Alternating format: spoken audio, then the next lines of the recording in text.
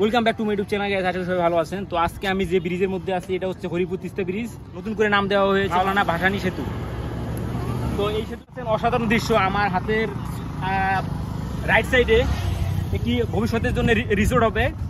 তো আর অলরেডি আমাদের হচ্ছে নদীর পানি অলরেডি আপনারা দেখতে পাচ্ছেন যে শুকিয়ে গেছে নদীতে একদম। মানে এইখানে দেখা যাচ্ছে যে যখন বর্ষাকাল আসে তখন পানির যে ঢেউ এতটা ভয়ঙ্কর যা মানে বলার মতো না। আমার সেই ভিডিওটি আছে, তিস্তার প্রথম যখন কাজ শুরু হয় ঠিক ওই সময়কার আমার কাছে ভিডিও আছে। ওই ভিডিওটার সাথে যদি আমি আজকে যে ভিডিওটা মানে আজকে যে দৃশ্যটা আছে আপনারা দেখতে পাচ্ছেন যে সবুজ একদম মানে ঘাস দেখা যাচ্ছে। আসলে এটা এতটা পরিমাণ পানি থাকে যা বলার মতো না। তিস্তা সেতু উদ্বোধন হয়েছে হচ্ছে গত মাসের কয় তারিখে না হলো 9 তারিখে।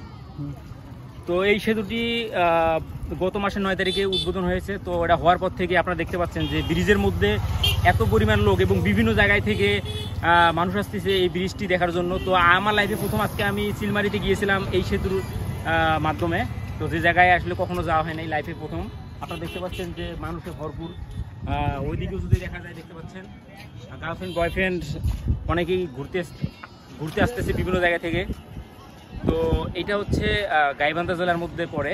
আর এর পরেই ব্রিজের পরে হচ্ছে আপনার কুড়িগ্রাম চিলমারি বলে আর কি। তো পুরোটাই হচ্ছে রংপুর বিভাগের মধ্যেই।